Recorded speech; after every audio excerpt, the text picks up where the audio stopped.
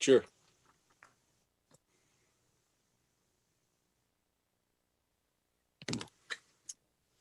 Well, good evening, all. Welcome to the Growth Planning Committee meeting for October 6th, 2020. This is the first meeting of the Growth Planning Committee since March 10th. Obviously doing it on Zoom. At first, would like to send a nice thank you and a voice of appreciation to Barbara Barwise for all her years of service to the Growth Planning Committee. I don't have the exact date she joined us, but I believe it was late 2013. So that's 7 years of commitment and great work, great insight, and sorely going to miss her. I just wish her and her husband and family well. Tonight we have Janet, Jim, myself, Werner, and then we have Tom and Liz. And we will got a nice, hopefully you all have the agenda in front of you, but we're going to start off with that introduction. So I sort of introduced them, but we can go ahead anyways. Dan Saunders, Chair of Growth Planning Committee. Jim, you want to go next? Jim Fitzgerald. Janet. Janet Powell. And Werner. Werner Gilliam. Tom. Tom Morgan. Okay, very good. And Liz. Hi, Liz Durfee. Right. Paul Hogan hopes to join us shortly, and some other members were not able to attend. So we need to, I think it's probably best that the second thing on the agenda is pretty important, and that's reintroduction of the project on our project website. Tom and Liz, you want to take that? Sure. Per instructions from the town back on March 23rd, we suspended work at that date, and we haven't done anything since. We've been awaiting this meeting with you all to see what direction you want to take, Okay. How fast or slow you wish to go. So I can throw the website on the screen if you like, but it looks exactly the same as it did on March 23rd. Okay. Very good. So I don't have the minutes, Werner, from the March 10th meeting, or at least I didn't see those. Yeah. No, that's so I reached out to Barbara and just to see if she had those notes available. She did not, just think in the midst of their move and everything. So what I was gonna suggest, and I'm just waiting really for confirmation that I can proceed with this, but actually, Dan, I was gonna reach out to Trish to see if she would review the video of that last and create a set of minutes for us. Okay. Since goodness, she does all our other committees. Okay. But I have that out to Lori just to make sure that that's an acceptable alternative. Okay. And then of course, obviously check with Trish too to make sure that she's has the capacity for that. But We'll do. Okay, so I want to kind of get an understanding of exactly where we left off. I think that's what we ought to, at least as part of this number 2, sort of identify where we're specifically at as of March 10th.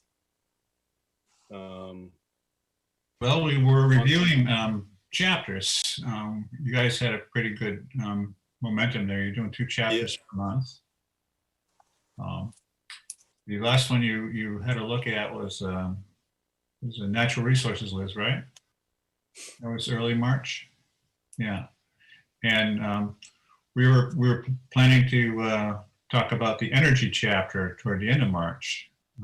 As it so happened, we got the draft completed on March 23rd, so I sent it off to the committee. I don't know if you've seen it.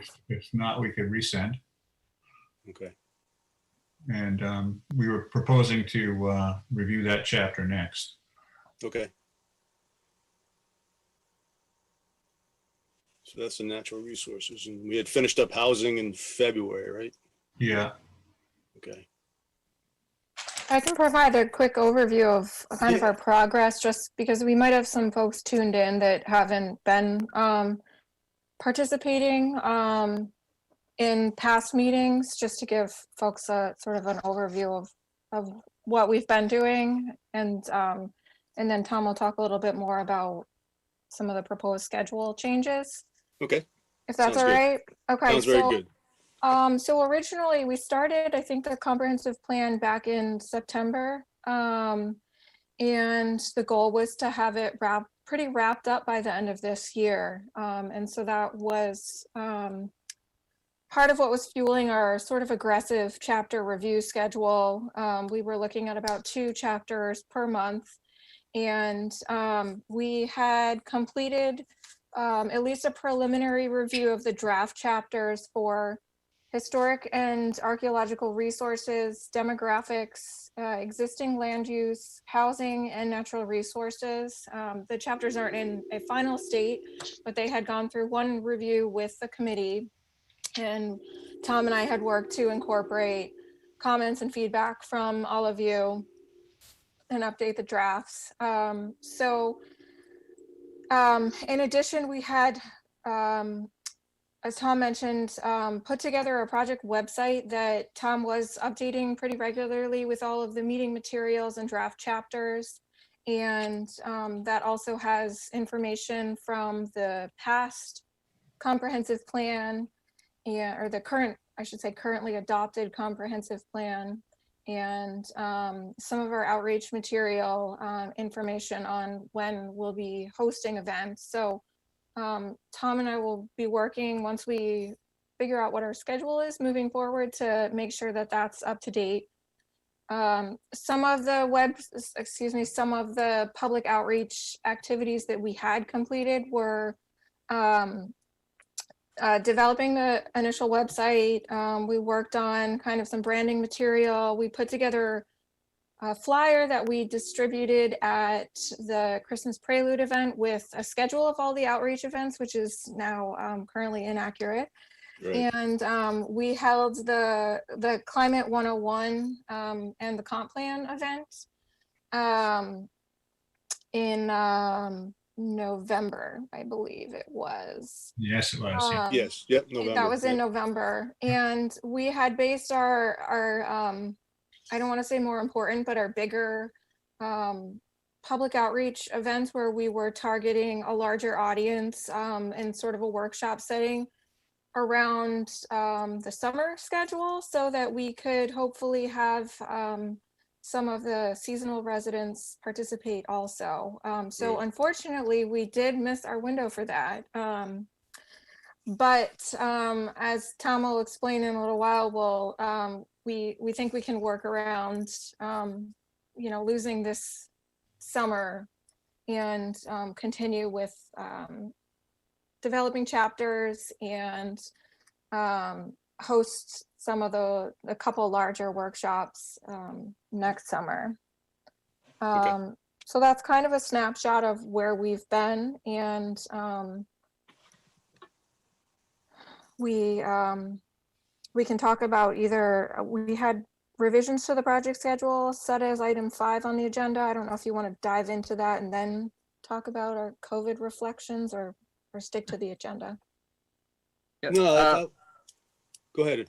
yeah, one thought, Liz. I don't know if you want to just pull up that schedule that you're referring to, that shows, what the original schedule was and kind of what the proposed schedule is. I don't know if you want to screen share that. Sure, So I can do that, yeah. Do you have it handy, Liz? Because I have it here. I do have it up. So let me see. Share screen. Host has disabled participant screen sharing. So thank you. Okay, let me see if I can pull up the document specifically. All right, do you see a Word document? Yes. Here it is. Nice. Yep. there we go. Done. Okay. So here's our proposed schedule. Just let me know if I need to zoom in or anything. And this is organized by tasks. Our tasks being sort of how we are organizing and managing the project. They're not necessarily in chronological order. So task 1 is just our project meetings. Task 2 is meetings with all of you, other staff and planning board and selectmen. Later on in the process, task 3 is all of our public engagement pieces. And so this is where we have the initial outreach and branding, including the website that's ongoing. This third column here is the original schedule, and then the column on the right is the proposed revisions. And Tom, please feel free to jump in when we get down into the proposed Okay. revisions. No, you're doing well. Keep going. So we did the community input survey was scheduled for April. Event tabling, we did the Christmas prelude event. Originally, we had talked about doing an event over the summer, and we ended up changing that to the December event in 2019, which was pretty fun. And Climate 101 and the comp plan was held in November of 2019. And we had proposed to do the groundwater rising event with our second guest speaker in June of this past June, and also to hold our SWOT workshop, our strengths, weaknesses, opportunities, and threats workshop, to talk about different challenges and opportunities in cross planning sectors. And then the future planning workshop where we wrap things all up, was scheduled for August of 2020. As far as the chapter development, we did the baseline review in early on in the process, completed that in November. And then we had initiated the planning sector or topic chapters and the plan introduction. And the introduction is sort of ongoing and in progress. We did review some of the climate related science that we'll be incorporating into that introduction. We have completed, as I mentioned, the historic and archaeological resources chapter, the draft, demographics, existing land use, housing, and natural resources. And we've got a draft of the energy chapter and a partially complete draft of the water resources chapter on deck. Okay. I guess I'd like to point out task 3, item G, the future planning workshop. One of our considerations was to try to engage as many people as we can, knowing that the maximum availability would be in the summer months. So that's why we originally targeted August 2020. Obviously that didn't pan out, but it's why we've also rescheduled that to a summer month, July 2021, because we envision that as being the community, the public engagement event that will potentially draw the largest audience. Mm-hmm. No, I agree. Those events, I mean, we don't know where we're at with COVID. And for them to be, we could certainly schedule them for that period, March, May, and July. I'm a little nervous that March might be too early to have people together. Don't know how well that would run, sort of as a video to the public. I think Not that, sure. Oh, sorry. Yeah, I was just going to ask Werner if you know, or maybe, hey, is there a way to see how many people are attending this meeting virtually? Is that somehow captured or not? Yeah, so right now, at least watching that are participating in the Zoom link. So right now it's just the 9, Okay. the 9 panelists, and we don't have any attendees that are out in the audience. that doesn't mean that we don't have, watchers on YouTube or on the cable channel.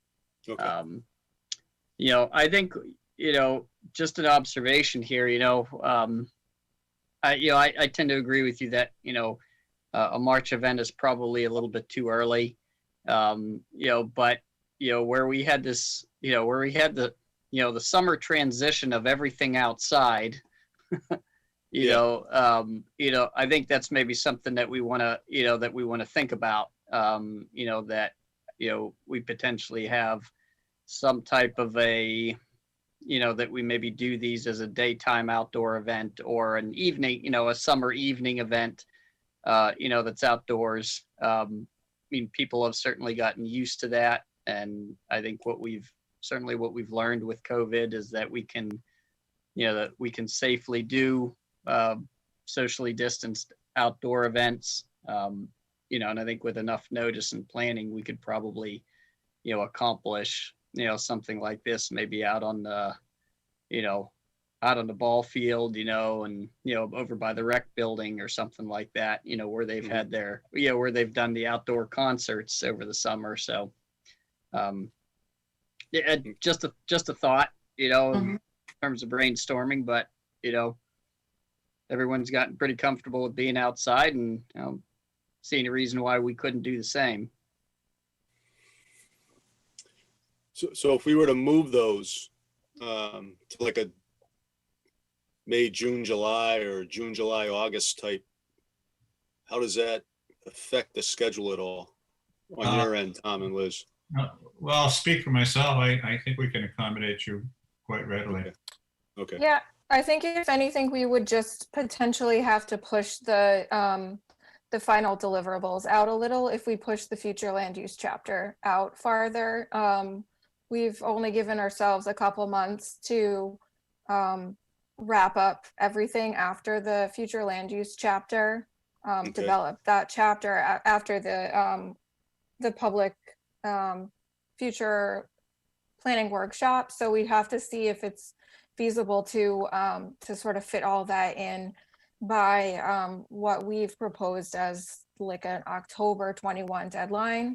That would really be the only concern that I would have. And I would say that I think we could definitely make some revisions to what we had sort of thought about for both the SWAT workshop and the future planning workshop to make sure that they were COVID friendly. And we could, I don't want to say have a low tech workshop, but we could definitely have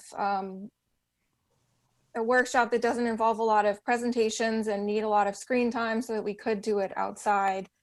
And the groundwater rising event with Dr. Jane Knott, I think if we wanted to hold that still in March and kind of re-engage people early in the spring, that would, I mean, ideally it would be great to meet in person, but similar to Dr. Cam Wake's presentation, it could be done over Zoom. I actually just saw an abbreviated version of Jane's presentation that she made to the Conservation Commission that I'm on. So that's one option that event wouldn't be too challenging to hold over Zoom. We would just want to make sure that we did enough outreach to make sure people were aware of the event and could log on to Zoom, especially if they wanted to ask questions and watch from home on their TVs if they just wanted to observe. Hey, Dan. I'm open to either option. Hey, Jim.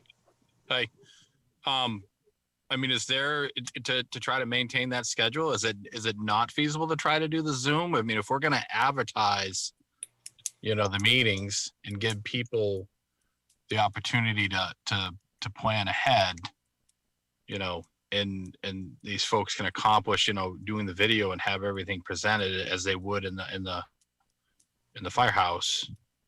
Does it make sense to do that? But and also maybe consider maybe some kind of form of a sign up or a join, so at least you can forecast out how many people you might anticipate having that way.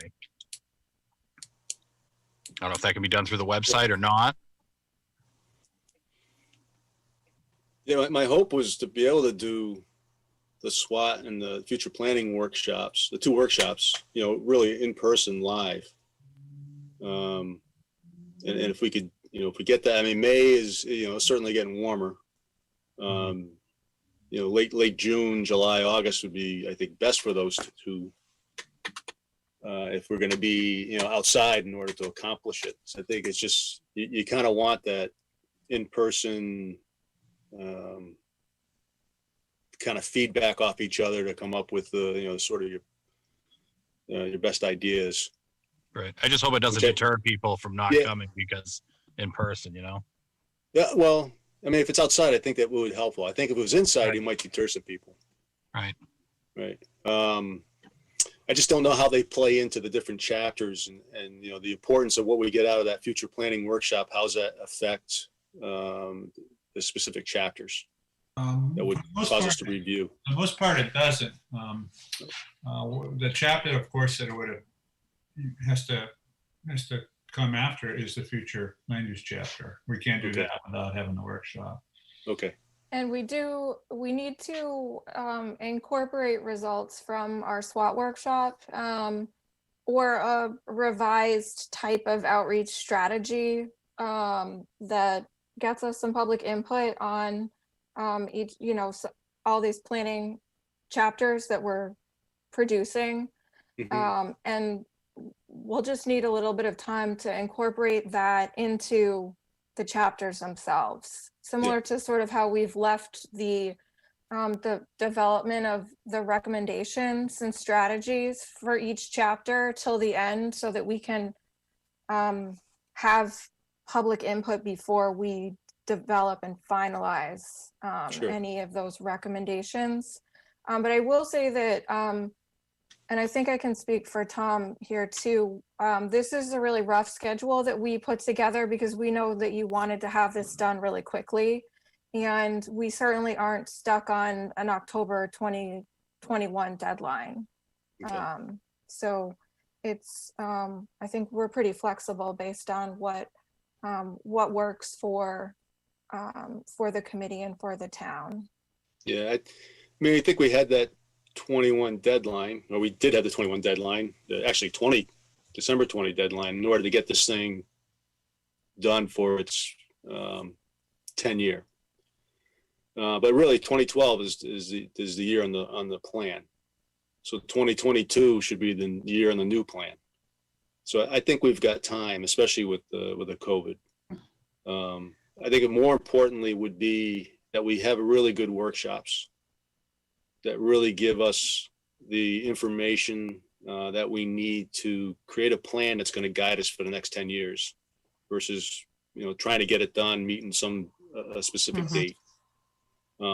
That's my personal feeling. I don't know how you guys feel, Janet or Jim. Either Jim, Werner. I don't know if there's a requirement that, you know, that we need to stick to that 21 date.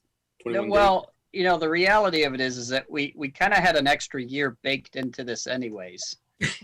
Yeah. You know, and I think, you know, COVID took our buffer year, you know, out of it. But it, you know, as you pointed out, Dan, you know, technically we don't expire until, you know, until we're into 22, you know, and so it would have been nice to have that year, you know, to just work through any, you know, potential issues or nuances that came forward. You know, Sure. I'm just, you know, I'm just recollecting of the issues that previous growth planning committees went through with, you know, the 03 and the 05 plan, you know. Right.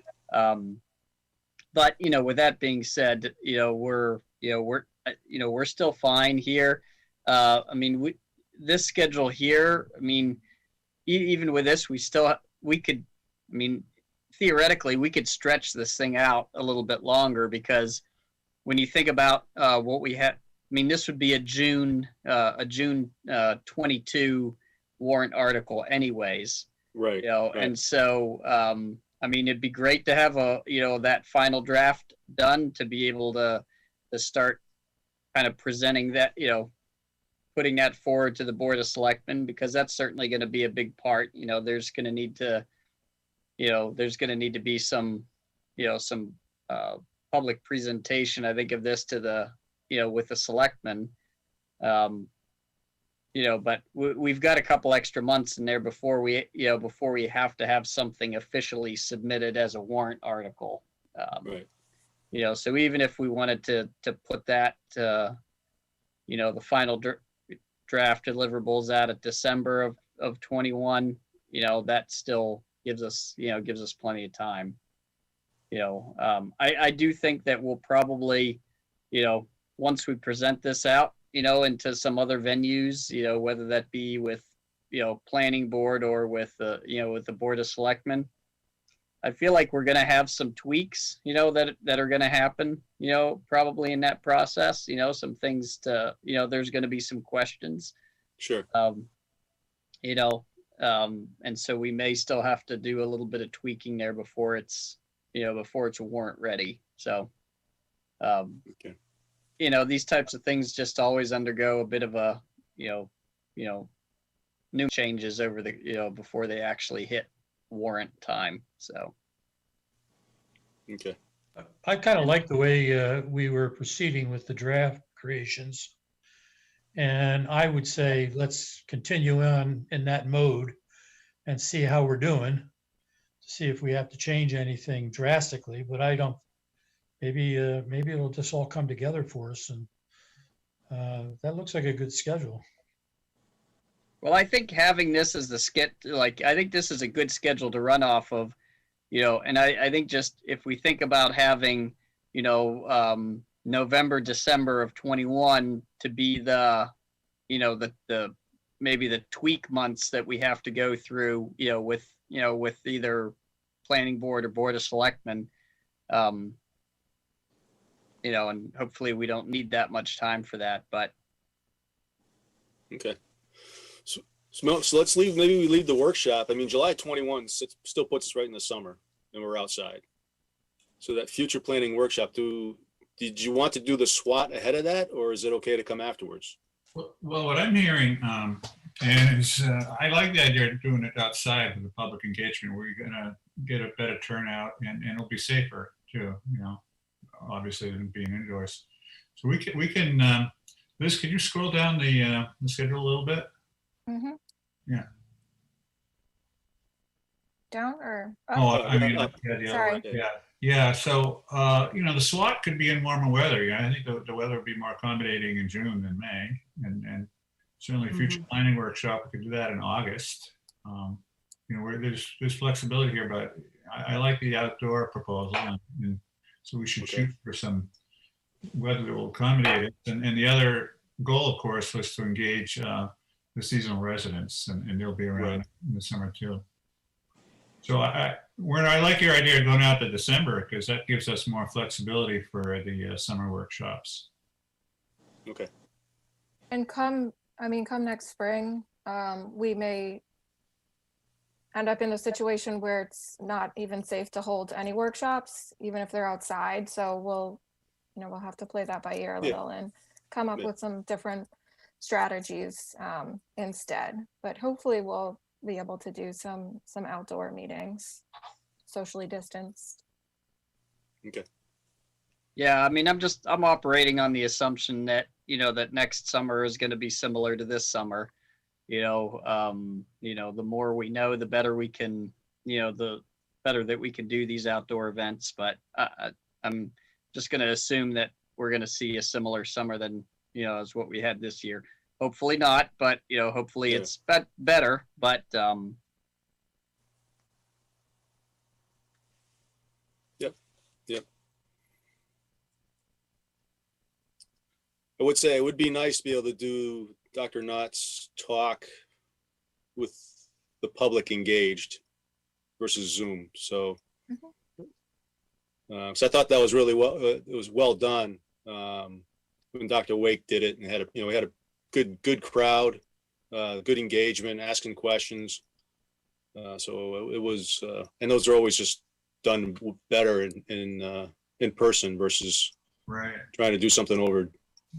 What about, Jane will have a lot of, interesting graphics, which she could project somewhere. Can we, set up some mechanism to have a projector on an outdoor screen? Oh, don't know. we've got a screen. Yeah, we do have a screen. GPC has a screen. We do. We haven't drug that sucker out for years, but I know in recent years, some communities have had fun doing movies outdoors. Yeah, yeah. I haven't personally had that experience, but certainly the technology is there. If you can do a movie outdoors, you can certainly throw some of Jane's graphics up on the screen. Yeah. Yeah. And I think if we think of the idea of doing the ball field, we've got power right there. Yeah.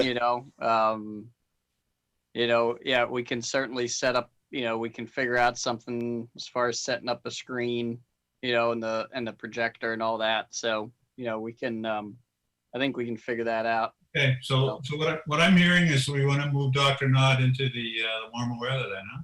Yes, I think so. Mhm. Okay.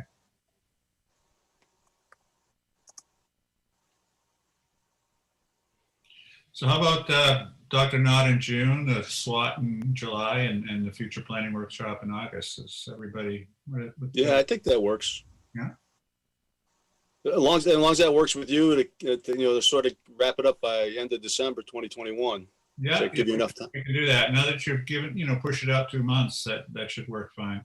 I Okay. think so. Yeah, we'll have to tweak a few things in the schedule. I'm just looking That's at the goals, policies, and strategies for each chapter. We wouldn't want to, draft that before the SWAT.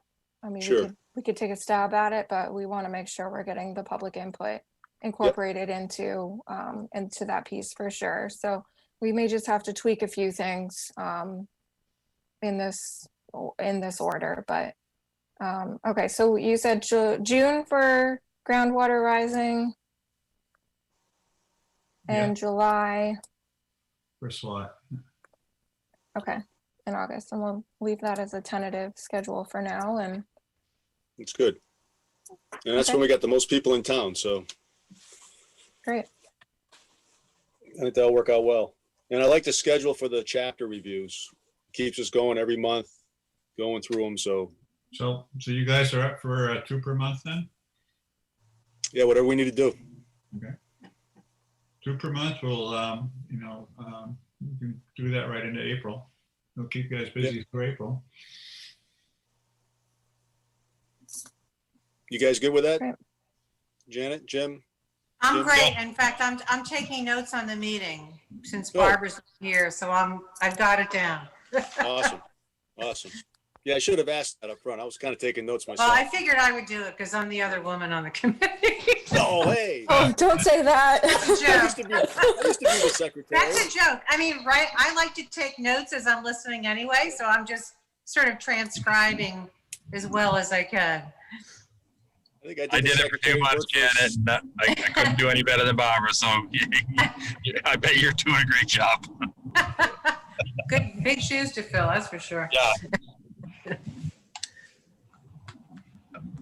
No, it sounds good. I'm into the two meetings a month, and I think this is a beautiful kind of realignment of what we had and working forward with some caution and some respect for what works better live and what works better on Zoom. I think it's well done.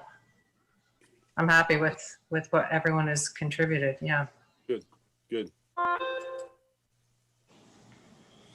Okay, so any other discussion on the schedule? One quick item, we did have a tentative plan to do a community input survey this winter. Okay, I'm curious if everyone's still on board with doing that. We originally had it scheduled for the spring. with the idea that we could hopefully target some seasonal residents through, some of the social media sites and town website updates and the project website, and hopefully still reach an audience that isn't necessarily physically in Kennebunkport in the winter. But that schedule is pretty flexible too. Liz, how do you envision the community input survey being different than than the survey that the committee has already done? That's a good question. We were going to build off of that survey, and I'm honestly not remembering what the specific questions from that survey were at the moment. I think there's a spot for it on the website, but I don't think it's actually posted. Tom, are you remembering the survey? Well, yes, but I don't remember the specifics at the moment. Like, Yeah, I don't either. Okay. but if it's not on the website yet, I'll make sure it gets up there. I don't know that it's on the town's website. Yeah, we would have. I think we would have posted results, not necessarily, kind of all the raw data. Okay. But I think Maybe that's, yeah. we would have done a summary. So that may be something just to look at. Mhm. I think it's, I like the idea of building off of that, but I'm just curious as to, how that would be different and what, what exactly we want to gain from that. Yeah, we got it posted. I'm on the site now. Okay. It's posted. I'll But the take a look town again. Project website, Dan. Yeah, it's underneath, it's called the Citizen Survey. It's near the bottom of the page under resources. Okay. Okay. Yeah, so it's posted there. That's what I recall the discussion being on. It was to build off of the results of this survey, maybe to get some better clarification as to what was meant on the numbers. We can't do everything in the summer. So, and this is certainly something that we should be able to, through social media, reach out to those who own and pay taxes here and they want to have input, get their input. That's not sure exactly. I don't know what that particular answer is, but we should be able to reach out to them in some manner. Yeah. So remember the mixed results that we had, of that mix between electronic and paper surveys. Yeah. So I think, so we just want to remember that. yeah, I think the trust did theirs around that same time, right? They did it paper wise and they had probably twice the respondents that we did. I think that's the numbers I saw. Is that right, Warner? Something like that. Sounds about right. Yep. Yeah. So not sure how the best way to handle that from a paper standpoint. Certainly, if you put it with the tax bill, everybody gets it. We can talk to the folks of the trust and learn from them. Yeah. What's tricky with what's tricky with the tax bill? So you get into logistics of, how many questions are you going to ask and how many pieces of paper are you going to, are you going to add in there and, Right. And all that good stuff, that you get. Yeah, I think we just need to give that some thought in terms of what that wants to look like, how many questions, we anticipate. Then the other tricky piece is that with the, what we've found, with the paper survey is that, you kind of had double duty on, on the compiling all of the results, because, the paper survey, so let's say you do both, you do an electronic, like SurveyMonkey version and then just a paper version of it. Well, somebody's got to take the time then to input all of the, all the paper surveys into the same tool so that, it's all together. But Right. Werner, do you remember how many responses you got from the survey? no, I don't. We Wasn't It it wa- something like 12 or 13%? I mean, it seemed low, but remember Liz had said that's. 488. Okay. 488. Yeah. Hmm. Are there any constraints as to how long we can keep it up? I mean, if it's on the website, can we keep it up for whenever it gets put in there till, right after the SWAT workshops, so you can capture more, full, residents and seasonal? Yeah, I mean, there's not a time limit, as far as how long you have a survey up. I mean, you do get into a lot of different questions, whenever, the longer you keep it up, how many duplications you wind up getting and things like that. I know there's ways to set those up, Right. to set surveys up that way, so you avoid that.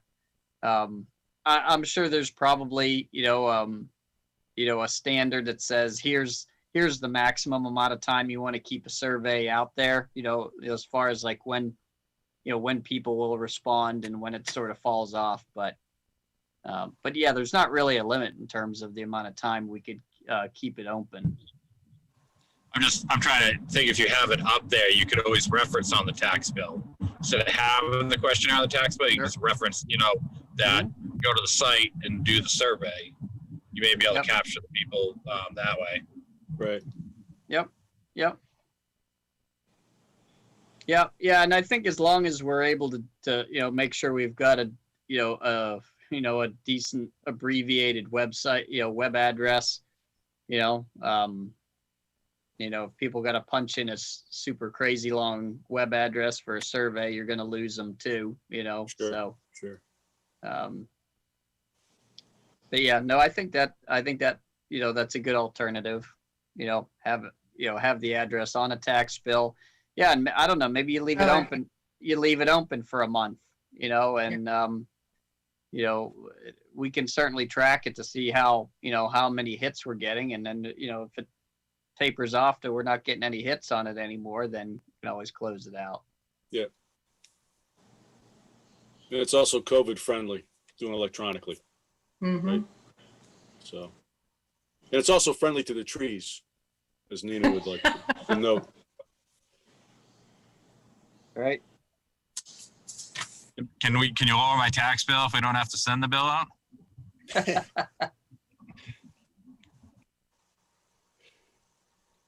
No, I think you still got to do that one though. Yeah, so November makes sense. I mean, and that's just next month. Yeah, I think we would probably want to take a peek at the questions, For sure. So I don't know if I want to really send that out once we get into the holiday part. I don't know. What's folks' thoughts on that? I'm concerned it might get lost in it'll be an interesting holiday season this year, but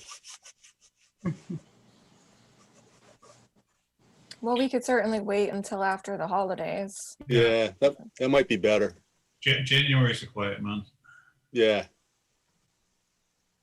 And I can check to find out, more the date of when, if you want to do this to coincide with a tax bill, as far as having some kind of a note in there, then I can get you some, the dates of, when, second halves would go out, Mm-hmm. so that we're a little bit better prepared. Yeah. Okay.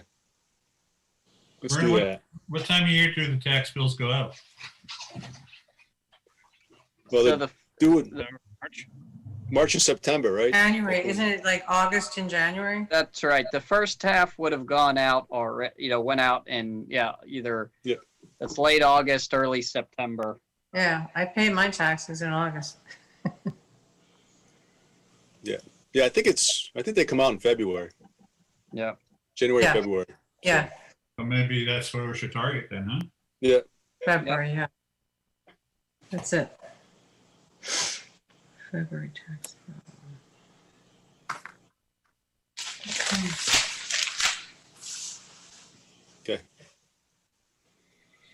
Good.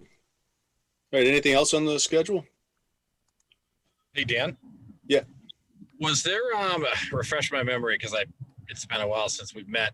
So we charged all the other boards with getting back to us on, some of the relevance or importance of prior concerns, right?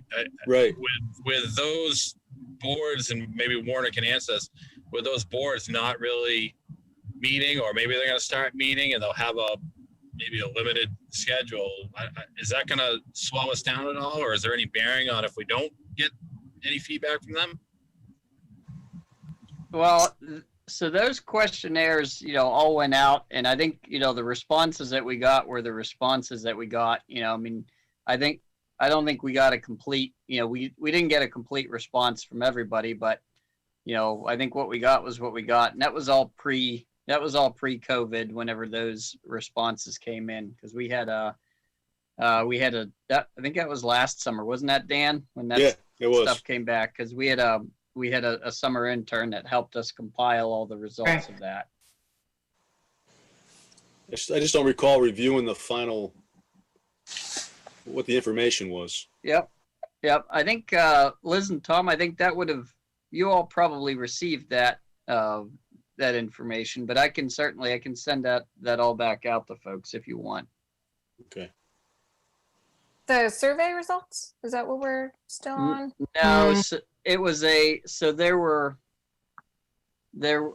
what we had done is that we had taken all of the strategies from the current comp plan, and they were compiled into separate documents depending on who had been assigned the responsibilities. And it was a questionnaire that was, have these strategies been completed, if they have, tell us about it, or if they're no longer relevant, tell us about it. So it was a big reach out to all of the different parties that are typically assigned responsibilities in a comp plan, to just get some feedback as to kind of what the status of those, the implementation pieces were. Yeah. And so that, the results that we did get were compiled. Yeah, and I can share that all back out. I suspect that was part of that big kind of blurb and packet of info that we delivered to you all in the beginning of this, but I can share it with everyone again if just as a refresher. Yeah. Werner, how big was the response? How many boards and committees responded? I'm just gonna guess on that. I'm gonna say we had maybe half, Mhm. in terms of a response. And I think here's what it highlighted to me, and what it highlighted was, the fact that comprehensive planning, and maybe it's just this way in the state of Maine, but seems to assign an awful lot to a lot of different people, and with a pretty aggressive time frame for implementation. And I'm sure it makes perfect sense, in the planning world. But I think, for a lot of Maine communities, practically speaking, it's a tough nut to crack, to implement all of these different things. I do think some of the comments I got back from, different departments is that they didn't even know that this was something that was assigned. Although, I know in the beginning, these things were sent out, to say, hey, these are, strategies in the comp plan. But, it's some of them are I think we're a pretty tall order. Yeah. And it's just, it's complex, you send out a bunch of information and then say, all right, let us know whenever you've got this squared away. So. You're right, Warren. I mean, one of the pieces that you really don't get the buy-in on the strategy from the group that gets assigned the work Right. ahead of time, right? So it's just us saying, hey, this sounds like something belongs to whoever, planning office, or this sounds like it belongs to the sidewalk committee, or this should go to the lighting committee. And that's where it goes. And we don't have a really good workflow on how to get that out to them, get their buy-in that, yeah, it makes sense, sort of ahead of time. And I'm not sure how we would really do that without slowing the whole process down. But then even afterwards, having it so it stays sort of up front, which was sort of the reason why we wanted that kind of shorter version where here's all the action items that come out of the comp plan on a 3-page booklet, and everyone gets one that they can sit with their committee or in their desk or somewhere. Because at the end of the day, the town voted on it, the selectmen approved it, so in sort of not in a formal way, maybe an informal way, they're all accepted as actions and strategies that we're going to do. Right. Right. Yeah. Yeah. It's just, well, it's the practical it's a practical application of them that, I think is where oftentimes those, where those struggle. But yeah. Yeah. And I don't, and like you said, I don't know how you do it without dragging out the process, over a really long period of time. For instance, when it comes time to do implementation, and you identify, let's just pick energy, as the chapter, Yeah. since that happens to be the next one. The logistics of saying, okay, who are we going to assign this to, identify it, then engage them into the meeting, even while the inventory is being, developed, much less the actual, implementation strategies. You could spend, at that point, you'd be lucky if you'd do a chapter a month, Oh, for sure. by the time you got, a committee identified and engaged in, to where they would have some say in what that, in terms of what that looks like. So,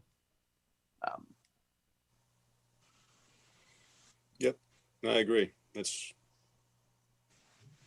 But by reaching out to them, at least it gave them the idea of what's out there. But like for those who weren't aware, yeah.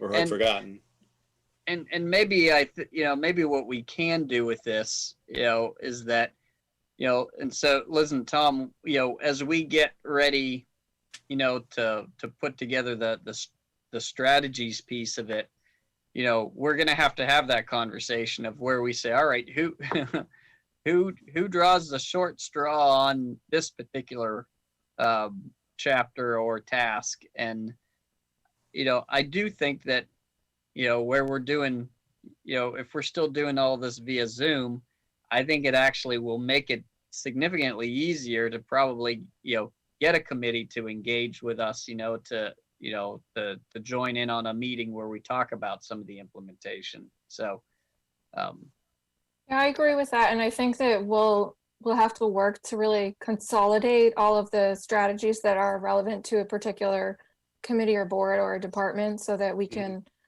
have one meeting and talk about as many of the different strategies that are applicable to that group as possible, and hash out the more challenging to accept strategies, and follow up, Yeah. have some follow-up conversations, and do whatever we need to do to make sure that folks are on board generally with the strategies. yeah, I just, I think, we can come up with strategies, like for instance, on marine resources, we may have a strategy that gets tasked to the 2 harbor masters, that it would make perfect sense to us. But, it would be a shame to get through all of this, where we develop the chapter implementation, we hand off a task and they look at it and say, why on earth do you want me to do this way? So. Yeah.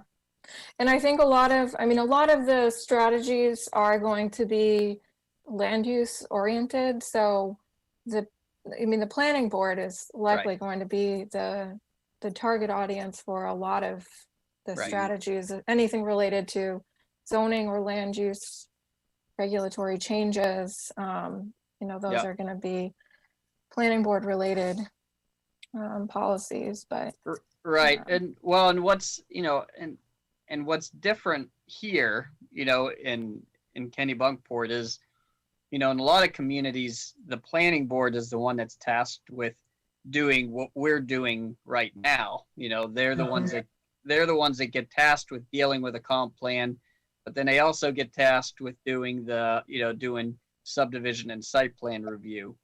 So we're a little bit different in the sense that, those responsibilities are split, with growth planning doing the comp plan and planning board really being the, kind of the nuts and bolts of, working through, the site plan and subdivision. So, and I think that, some of the responses that I saw on the survey questions were, well, we don't do that. We review site plans. And so, and so I think there were some strategies that were probably assigned thinking of the planning board in the sense that they were more longer term planners, but their response really was, well, no, we look at a site plan and subdivision applications and we review it, what's in the ordinance, and that's that, so, because that's what they've been tasked with, so. Yeah.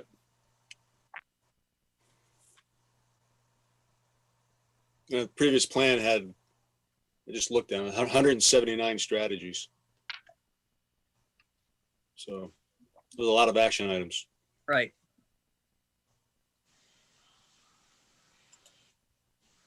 Yeah, and I think if I remember, our overall goal in the beginning was to have, I think it was less, Yes. Definitely less. less was more, Yep. because we actually wanted to make sure that we had items that were going to get accomplished. Exactly. Seems to be a difference between ideals and goals and what you can actually accomplish. Right. Right. All right. Okay, anything else on the schedule? Okay.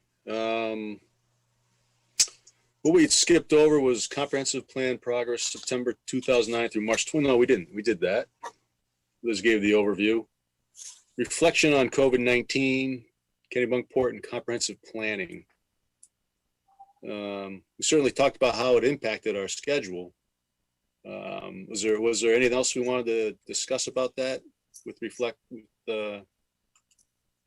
yeah, I just, we thought it might be interesting. Obviously, we've had some challenges with the schedule and logistics, but wanted to give committee members the opportunity to share any thoughts they have, if you have any, about how the content of the chapters may be impacted by sort of what we've learned and the situation that the town and the whole country is in now with this pandemic. I mean, there's a hazard mitigation quote unquote chapter that sort of just references the official hazard mitigation plan. But like pandemics and planning for this type of situation may be something that the committee wants to put a little bit more thought into than we may have otherwise, a year ago. And just thinking about the local economy, tourism-based economy, and how we're curious how you think that we might be able to incorporate some of the things that I guess you've learned about the community through this process. It's interesting, we're doing a comp plan that has we're looking at it through the lens of climate change and sea level rise. I think that, I think after what we've experienced so far, you could do a completely other comp plan just looked at through the lens of COVID. And you would wind up with, I think, some very, interesting, observations and strategies. One thing, um, I've seen in terms of, a lot of, nationwide discussion on this, and I think it's important, this may be an important thing to kind of step back into and look at. And I'm going to talk a little bit on the housing side of things. So, guys, that, affordability and, and planning, that a lot of this deals with density, right? Like we have a lot of, the way to, to deal with housing affordability, requires us looking at greater densities. And I'm curious as to what people's thoughts are, because, we've had obviously, mass migrations out of dense cities, and communities into more rural areas that have access to broadband and decent internet. I'm curious what folks' thoughts are on how do you think a discussion over increases in density are going to go, after having experienced sort of, these observations of a pandemic, and how, people in dense areas, ran, literally ran for the hills. Yeah.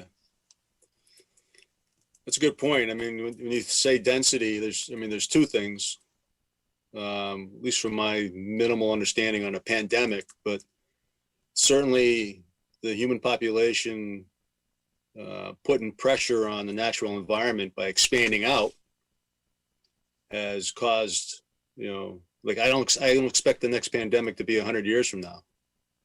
I mean, I wouldn't be surprised if it's not 20. Because there's just so much more people pushing on so many limited resources and getting too close into the natural environment, leading to this crossover of virus from animals to human. So from that standpoint, it's density. If we had less egress on the natural resources, it would be better. But then from your standpoint, if once the pandemic hits, you want to get away. So it's sort of a double-edged sword, I think. Well, Yeah. So what I'm saying is that, so a year ago, we could have had a conversation about, multiplex housing, okay? And kind of what that might look like, and how, how that would fit, So imagine having that same conversation about multiplex housing now, given, people's, fears about density, that they've experienced. And I think it's going to be, there's going to have to be a lot of education about what it is and what it isn't, and what, and, reflection on those communities that, yes, density really was a problem, with COVID. And here's places where, yes, you can still have density and do it safely, even in the midst of, of a pandemic. That's true. Yeah. And so that's when you get into maybe how your housing is built, how the multiplex housing is built, right? So that they have separate, they're not sharing the same airspace. So they have separate HVAC systems, because this one, they've got some concerns it's aerosolized, or could be. The next one definitely could be. I'd be comfortable in a multiplex home if I had my own air. And outside of my room, my home, you wear your masks and your social distance. Then I think you've got it covered. I think you got a unbelievable state here. You have a very low population. It's very rural.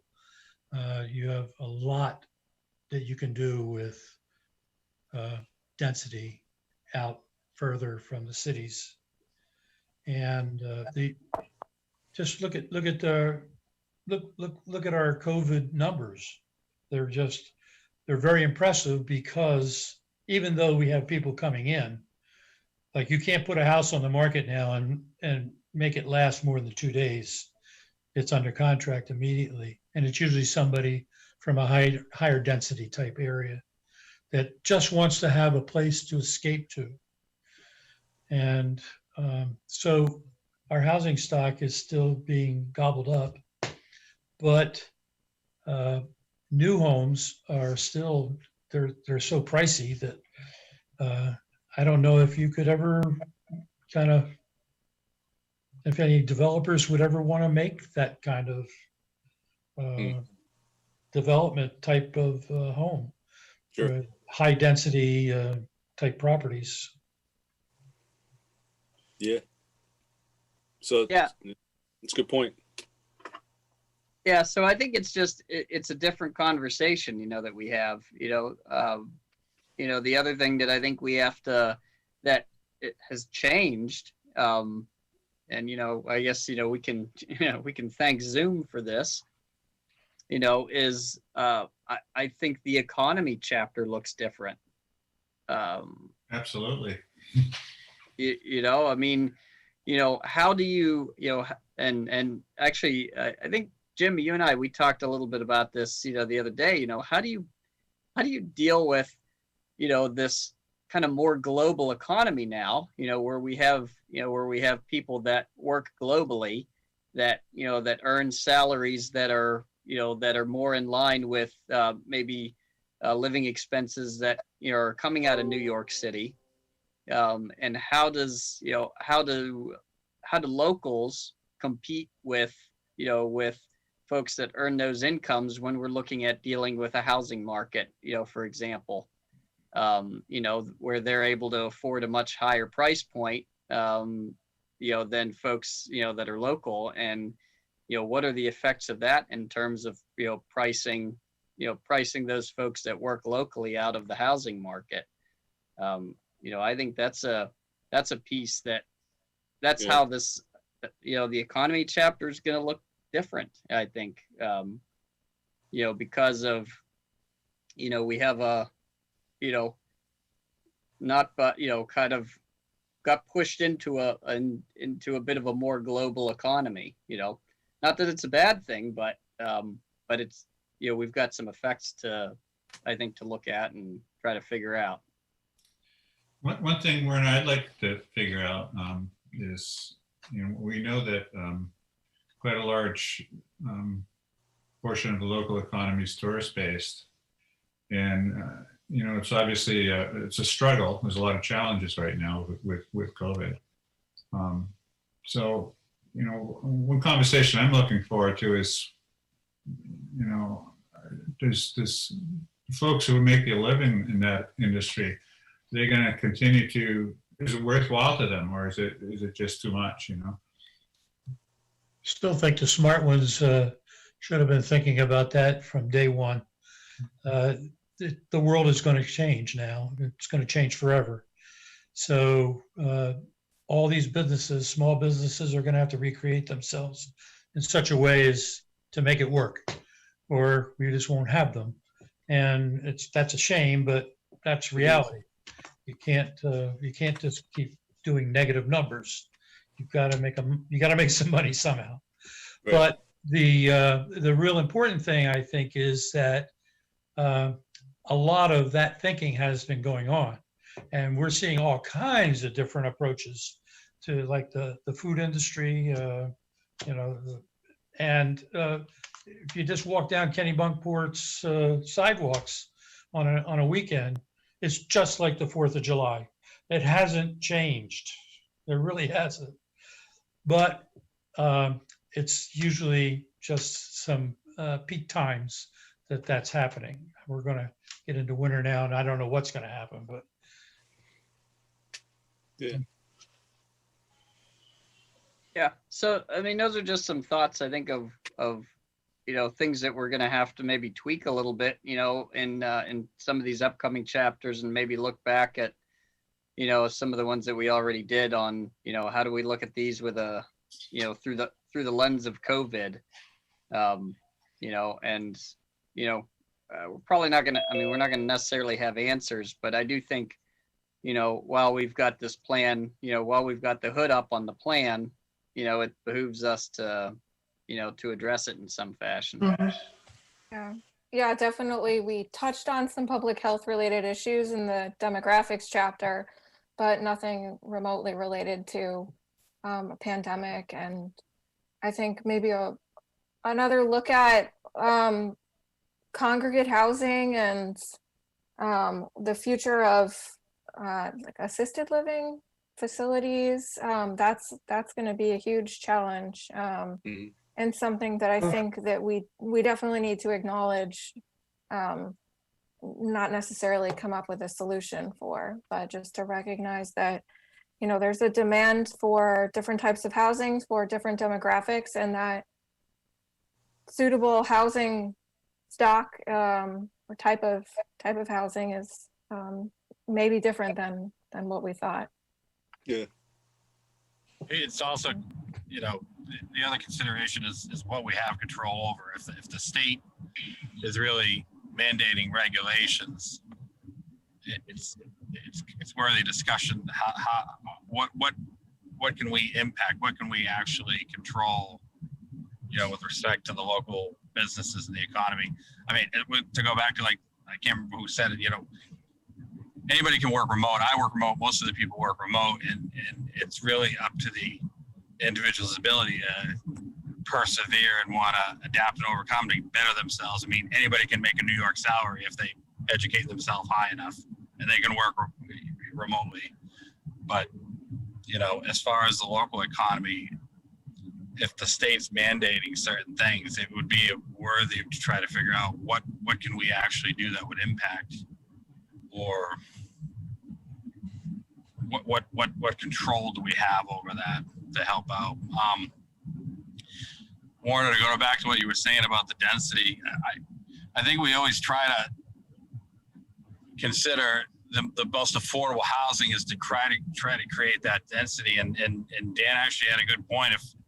If that's still the model in the future for issues like COVID, to have those separate kind of codes put in place for air control and stuff like that. But, that seems to be the prevailing model to create an affordable housing. But the only thing I can think of to consider is, we kind of talked about it before, I mentioned it, to have a smaller envelope where you're building smaller 1,500 square foot house, and it's more affordable per se, and it with still taking into consideration the space in between, so. But Yeah, it's worthy of discussion for sure. I suspect what's going to happen, just thinking of this, on a nationwide scale, you've got the, most if not all states, now, run with the, the ICC, the International Code Council building code standards. I think that's pretty much nationwide at this point, with obvious various tweaks, throughout the, for different localities. But I suspect that we'll probably see some, in future building code iterations that there's a good hard look being given to air quality, indoor air quality requirements and standards that, you won't necessarily see these, these standards, show up, next year or even 2 or 3 years from now. But, in future code cycles, I think we're definitely gonna wind up seeing, some different standards relative to the air quality, for homes and businesses. Certainly. And again, I mean, multiplex facilities. it's always tough for us. I mean, where we live, we're not a city, and to see dense, bigger places doesn't fit our mold. So does it make sense to somehow discuss, like, having a smaller envelope, a smaller size house, allow somebody to, a family to build a smaller house and not a big place? Does that draw in people that want to afford houses, instead of the, whatever the median cost we looked at before in the 400 to 500,000? So, Yeah, I mean, the reality of it is that there's, we don't really have a limitation that forces people to build big houses. Um, that's not really a thing. If folks want to build a 1,000-foot ranch, they're certainly able to do that. Where you do see that, oftentimes is in, private developers will put that they'll put that in a deed restriction in their, in the subdivision covenants, where they have a minimum size house required. And so that's common to see there. You've got a lot of times, like a 2,500 square foot minimum or something like that shows up, for a private developer who's trying to create a certain look, in a subdivision. But certainly, I mean, if somebody walked in the door and said, "Hey, I've got a private lot that's not subject to these privately imposed deed restrictions. They want to build 1,000 square feet." They're certainly welcome to do so. yeah, I mean, you find, if it's it goes back to really finding the right developers that want to do the right thing. Would there be some kind of a ability for somebody to make a subdivision or development where the intention is they're only gonna subdivide these lots so only certain size houses can be built? Do we encourage that so we know, those smaller houses will be built and, they won't necessarily skyrocket as some of the other places do, or even if you unfortunately get the person that says, I'm from out of state and I'm going to tear it down and build something else, they can really only build something of substantial size, so it'd be interesting to talk about. I don't, Yeah. I don't think I don't think size matters that much. Take a look at your own neighborhoods. What are you doing now? Whatever size house you have is really, inconsequential when it comes to interacting with people. That's going to be the hard part, is how do you change that? Do you wear a mask every time you go out in the driveway, or do you learn your neighbors well enough where you don't have to wear masks? I don't know. There's going to be a tremendous amount of change happening. And we're kind of lucky in a way that we don't have people just kind of bumping into us as we walk down the sidewalks. We have the opportunity to stay home if we need to. Right. And we have the opportunity to be local if we need to as well. My driveway is 650 feet, but you guys will get tired before you get up there. Driveways should only be 10 feet long, so. Yeah, well, and I think too, we were, and I think we were spared, a lot of the mass, fear that some, larger communities and denser populations have experienced, within their communities, that have been hit harder than we have here. I think we've been spared, a fair amount of that, and that changes the conversation. I mean, again, if it's the fear of an influx, I mean, if the fear that is the influx of people that come up here, I mean, again, the governor did choose to do a stay-at-home order. Yeah. What Yeah. we have to deal with locally to enforce that or not, For the police, I'm just saying that I think that, we're going to have our work cut out for us to educate people on like what density actually means, because I think people hear the word and they conjure up an image in their mind, and which may not be real to begin with, but people always have a preconceived notion of what that is. And, and it can be done, I mean, we know it can be done safely. I just think, we're going to have a little bit more of, just another challenge to have that discussion, to have folks understand that, density is not a bad thing and it can be done in a it can be done in a healthy way that, Right. that encourages healthy neighborhoods and a healthy community. That's all. I'm kind of hopeful that we're going to turn the corner in the spring. There will be vaccines coming out left and right. And by the time we engage most of the citizens in these public engagement sessions, I think Yeah. the world's going to look a little better than it does right now. Yeah, hopefully. It's just going to take some time for even if they get the vaccine, so it's available in January, it's going to just take some time to get the 65 or 70% who are willing to take it, get it to them, and get it delivered. So, good discussion. Anyone else have thoughts on the COVID?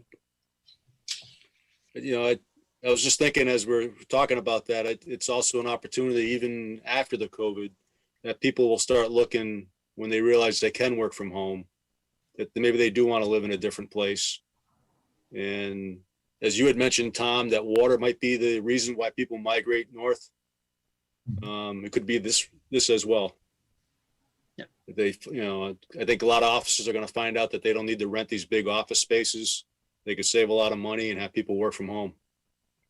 It's bad for the real estate, the commercial real estate, but it's good for, and it's bad for the oil company too. Yeah. I purchased very little gasoline in the last 6 months. Mhm. Turn the commercial properties into density housing. I know, we didn't have one bill for gas in April. It was amazing. But yeah, I think those are going to be important pieces to bring up in the economy chapter, because, we know looking kind of at, look at the land uses that we have that are in the current land use ordinance that are commercially driven. Those pieces really need to be addressed, I think, to update us into the, into the technology future of where we have a lot of this economy that that just happens in a much different way than it did in the in the 70s and the 80s when a lot of this stuff was put into our ordinances. In terms of engaging the folks in the tourist industry, would it make sense to invite 2 or 3 of them to one of the committee's meetings just to get firsthand testimony as to what they're thinking and how they see the future? Sure. Yeah. No, I think that makes perfect sense. Certainly, I've worked with, the folks in the hospitality and the restaurant ends here in town. And, I think they would have, I think they'd have a lot of good input, as far as what they experienced over the course of COVID here. Mhm. Yeah. And I got a big list of people that rent that would offer to give some feedback too. Yeah, the chamber has just come out and their forecast is dismal. So it'd be interesting to hear what they have to say.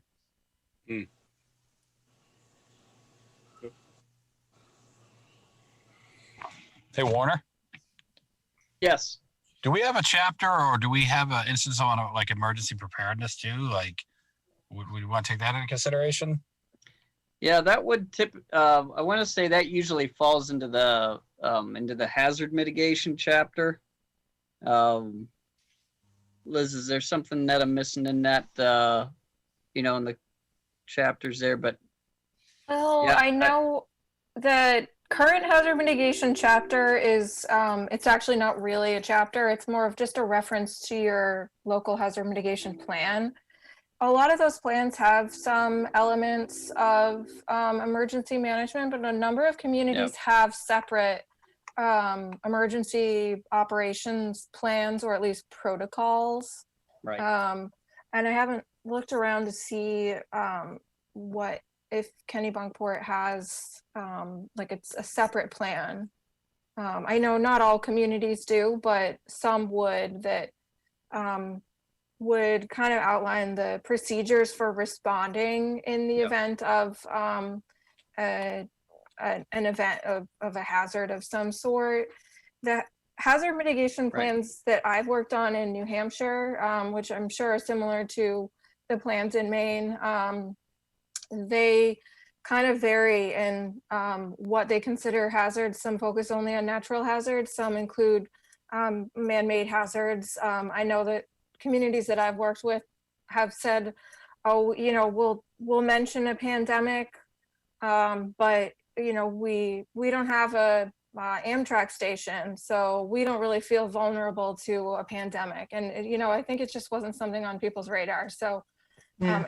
I was talking to someone the other day about how it's going to be really interesting to go through that next round of hazard mitigation plan updates, because there's going to be probably a lot more attention on different types of hazards after communities have faced this. So Yeah. it's definitely Yeah, I'm just- something that we could integrate in to since the chapter that we develop, if we sort of follow the path that the town has been on, one, it's not intended to replace the hazard mitigation plan, but it could be a supplement in an area to talk about.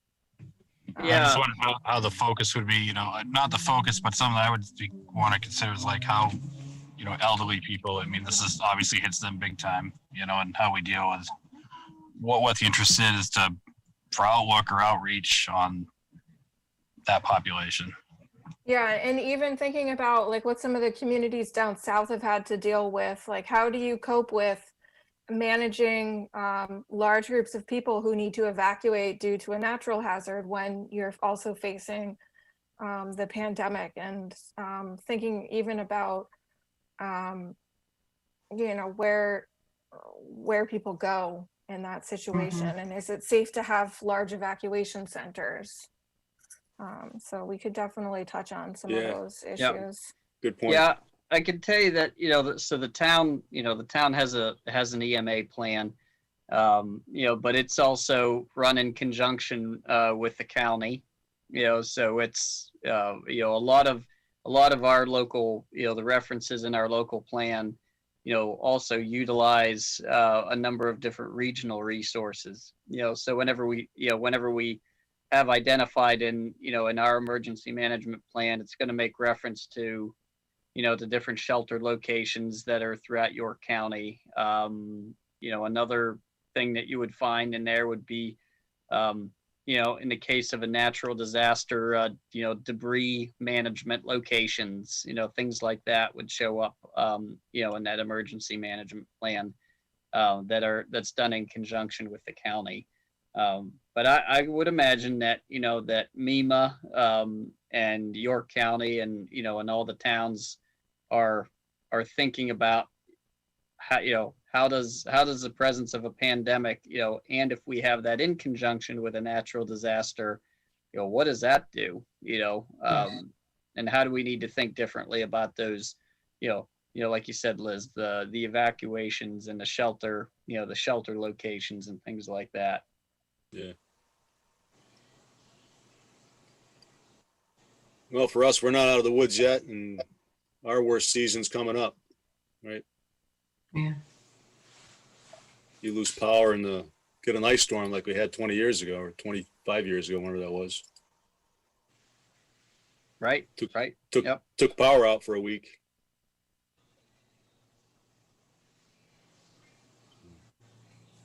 Good discussion.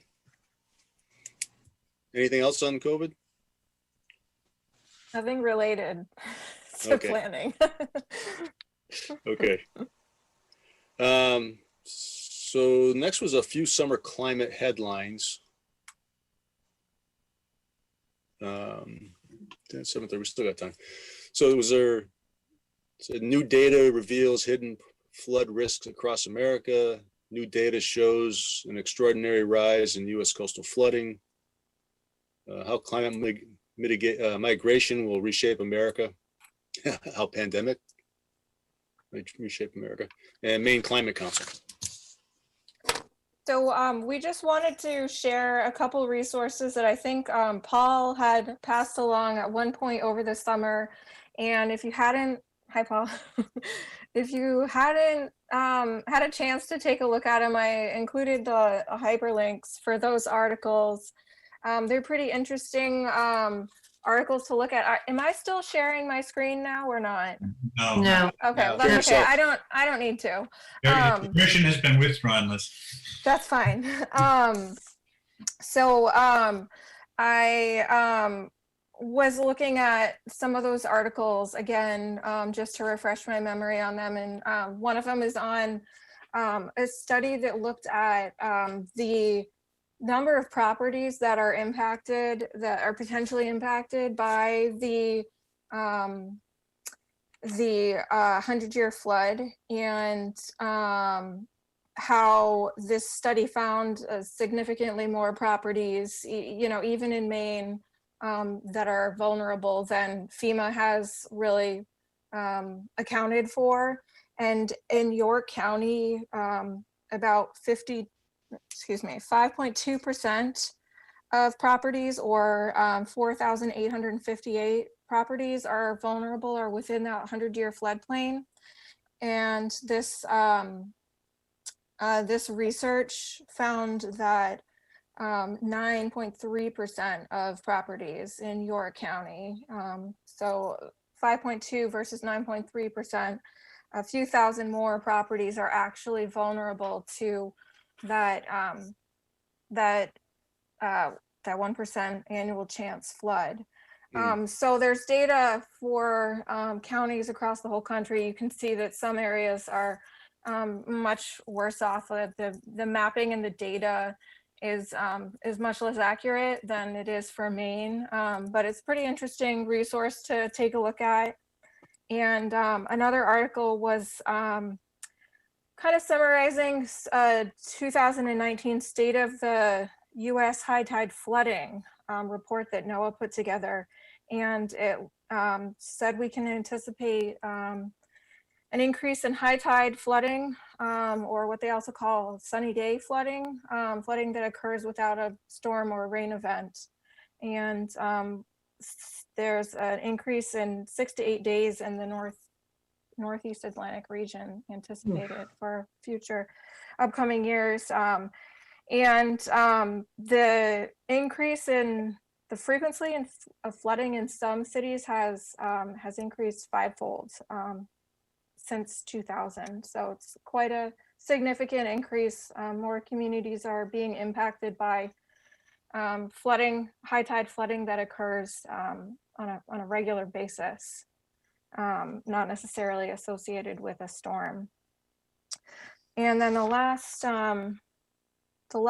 study that I had up there was an article that was in the New York Times, and it's sort of related to some of the discussion that we had this evening about people moving for one reason or another to different locations. And it's all about how climate will affect migration from different types of natural hazards. They talked about flooding and a lot on fire, to different areas of the country, and how communities and some of the Rust Belt communities that used to have a higher population and still have some of the infrastructure and have fewer natural hazards generally, are going to potentially be pretty impacted by an influx in people moving from wildfire and flood prone areas. So that's a pretty cool article. It's pretty comprehensive. And then we also shared the link to I think it's an updated or new website for the Maine Climate Council. Their website says that they're still I don't know if they're still on schedule to produce a report, but they were going to have a climate action plan prepared by later this year. So that's something we'll keep a lookout for. So just thought those articles were interesting. Thank you, Paul, for forwarding some of those along. And it's just a snapshot of all the good news we've heard this summer. Yeah. Yeah, you're right. I wasn't thinking about the wildfires out west and their impact they could have on migration. Yeah.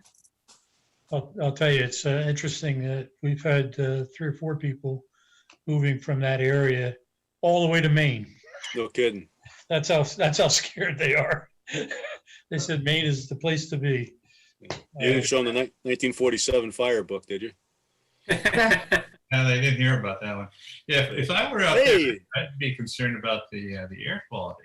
You know, Yeah. imagine the long-term health effects of your family breathing Oh, those particles. You know, They're- it cannot be They've good. just had, That you know, so it doesn't surprise me that, you know, a state with some of the cleanest air in the United States is like, you know, their destination. They're not going to settle for halfway. You know. yeah. All right. Hey, welcome, Paul. I saw you flash on the screen there for a moment. Say that again? I said, welcome. I saw you flash on the screen Oh, there I've for a had- minute.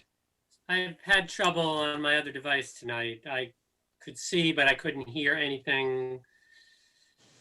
And I was on another call on the device I usually use. So here I am. Sorry. I'll watch Ah. the video, I promise. And Right. you can send me a who text. are you? Who are you? Oh, that. Barely recognize you. Yeah. Now I know who the guy in You the look green like a hat is. musician. You look like a musician. Well, you have kind of a pandemic look. Oh, Hey, God. Werner, on the, those articles bring to mind the, elevation limits on houses. And, how that will impact, goose rocks, for example. If houses have to be, I don't know if any have hit that and you've given variances for, but, that whole issue is a challenge. Right, right. Yeah, so we haven't run into a circumstance yet where we've had to, where we've come across a significant hardship relative to, a house being raised to meet a flood elevation and then bumping up against the overall height limit for the zone. And I think part of the reason why we haven't run into that is because we haven't tended to have that many houses that have been lifted. They've tended to be just demoed completely and rebuilt. And so in that circumstance, when those homes are being rebuilt, folks are meeting the height elevations through the redesign of the house, and Sure. keeping it under the height limit. So that's what we've experienced so far. We're in the midst of working through an appeal process with FEMA on the maps. I see a lot of technical, conversations going back and forth between the consultants and FEMA reps. So I don't want to jinx myself with giving anybody a date. So I'm not, but. Thanks. All right. Okay, good. So that covers that. The next topic was the review of the March 10th, 2020 minutes, which we'll deal with at the next meeting as Yep. we don't have minutes for that. And then number 8 was next steps, review of the energy chapter. Do that in 2 weeks' time. Do you guys have a copy of the draft? I think see it was, It's on the website, isn't it? right. Yeah. Yeah. What was the name of that website again for those anyone watching? Kennebunkport -C. Is it a dash or no dash? Let me. Or is it? Just go to the Kennebunkport website and go to the 2030 comp plan and click the link. Yeah, no dash. It's kennebunkportcp.info.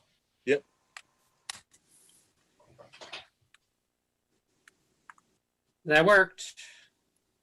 Thanks for the reminder. So that would be October 20th, I think, in 2 weeks. Yes, it would. Okay. So you have your homework assignment. We got our homework assignment. We got to review that. Very good. Any other business? Okay. Hearing no other business, I move to adjourn. All right, just before you go Second. forward, though, just for on the next agenda, we do have to do the election of chair, vice chair, and secretary. We always have to do that. So can we just put that on the agenda? For the Yep. next meeting? Okay, Yeah, thank you. we can make sure that's there. And thanks, Janet, for Yeah. taking notes for tonight. My arm Dan? is killing me. I have 13 pages. 13 pages. Oh my gosh. Make it 14th, don't make it 13. Oh, no, make it 12. Make it 12. I'll have to somehow, boil this down to something readable, but yeah, Okay. I Don't pretty worry, much got though, what we said. Dan always thanks you. Yeah, Hey Liz, the website needs to be updated then and get rid of the project suspended section and replace it with "we're back in business" or something with a Mhm. schedule. We were waiting for you guys to make that announcement tonight. Tom's our website guru, so he will do that. Sorry, Tom, that was directed to I'm you. on it tomorrow morning. awesome. Thanks. Didn't want to be presumptuous by saying it yesterday, you know? Okay, Yeah, we'll edit the timeline for some of the outreach events too, because I think we had Great. those dates, Yeah, good, tentative dates good. posted. Are our meetings going to be all at 6 PM? Yes, so, we've been doing 6 PM, for all of our Zoom meetings that we've had. So, we're extremely thankful to our video dudes that we have out there that keep us going here. So we're doing our best to work with their schedule, and what works best with them. So that's been a big driver for most everything happening at 6. okay, works for me. Hey, Dan, Works Yes. for me. real quick, I think I missed the first 2 minutes. Was there an announcement about someone that I missed? Barbara? Yeah. Barbara? Yeah. Mhm. Yeah. I thanked her for her service, and I think it was 7 years on the committee. Okay, so she's not on, she's Yeah, She no longer- stepped down. Yeah. Okay. And we elected you secretary. Oh, and vice chair. And chair, all of them. Gotta show up on time next time. Congratulations, Paul, on all Yeah. three. Yeah. Plus whatever action items have been completed in the other comprehensive plan. So, all I'll have it all done by tomorrow. right, good man. Okay, Thanks. Jim? Hearing no further need for a meeting, I make a motion that we adjourn. A I second. say- All right, all in favor? I Aye. All right, thank you very much for joining. Thank you, Tom and Liz. Appreciate it. Glad we're back on the project. We are glad to be back. All right, good deal. don't forget the sunscreen. You said it before I could. I can't believe There is you're not wearing that in moving, that hot but weather. the